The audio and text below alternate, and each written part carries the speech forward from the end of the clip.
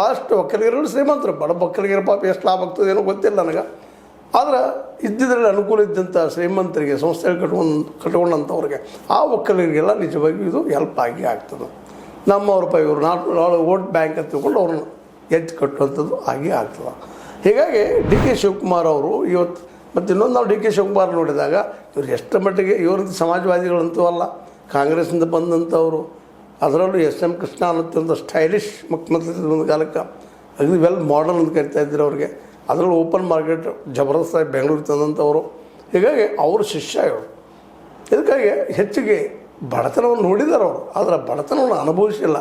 ಮೂರು ಬಡತನ ಇತ್ತು ಅಂತ ಗ್ಯಾರಂಟಿ ಗೊತ್ತಿಲ್ಲ, ಯಾಕಂದ್ರೆ ಮೊದಲು ಕಥೆಗಳಿದ್ದಾವೆ, ಅದೆಲ್ಲ ಬೇಕಾಗಿಲ್ಲ. ಬಟ್ ಈಗಂತೂ ಅವರು ಏನಪ್ಪ ಅಂದ್ರೆ ಬಂಗಾರ ಚಮಚೆ ಬಾಯಲ್ಲಿ ಇಟ್ಕೊಂಡಿದ್ದಾರೆ. ಈ ದೇಶದಲ್ಲಿ 2ನೇ ಶ್ರೀಮಂತರು ಅಂತೇಳಿ ಲಿಸ್ಟ್ ಹೇಳ್ತಾ ಇದ್ದಾರೆ. ಹೀಗಾಗಿ ಡಿ ಕೆ ಶಿವಕುಮಾರ್ ಅವರು ಬಂದಿದ್ದರಿಂದಾಗಿ ಸಹಜವಾಗಿ ಮಠಗಳಂತೂ ಅಧಿಕಾರದಾಗ ಯಾರಿದ್ದಾರೆ ಅವ್ರಿಗೆ ಜೈಲ್ ಅಂತಾರೆ, ಯಾಕೆ ಅವ್ರಿಗೆ ಅನುಕೂಲ ಆಗಬೇಕಾಗಿತ್ತು. ಮಠಗಳು ಮೊದಲಿನ ಒಂದು ತ್ಯಾಗ ಮನೋಭಾವ, ದಾಸೋಹ ಮನೋಭಾವ ಒಂದು ಇಲ್ಲ. ಏನಪ್ಪ ಜನರಿಂದ ನಾವು ಕೂಡಿಸ್ಬೇಕು, ಮಾಡಬೇಕು, ಫ್ರೀಯಾಗಿ ಎಜುಕೇಷನ್ ಕೊಡ್ಬೇಕಂತ ಇಲ್ಲ.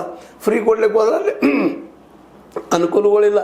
ಇವತ್ತಿನೊಂದು ಏನಪ್ಪ ಅಂತಂದ್ರೆ ವಿಶೇಷವಾಗಿ ಫ್ರೀ ಕೊಡ್ಲಿಕ್ಕೆ ಕೊಡ್ರಪ್ಪ ಅಂದರೆ ಸರ್ಕಾರಗಳು ಅವರು ಇವತ್ತು ಶಾಶ್ವತ ಅನುದಾನ ರಹಿತ ಮಾಡಿಬಿಟ್ಟಿದ್ರೆ ಎಲ್ಲನೂ ಒಂದು ಕಾಂಪ್ಲೆಕ್ಸ್. ಇವತ್ತು ರಾಮಲಿಂಗ ಹೆಗಡೆ ಅವ್ರು ಮಾಡಿದ್ದು ನಾವು ಮರೀಲಿಕ್ಕೆ ಸಾಧ್ಯನೇ ಇಲ್ಲ.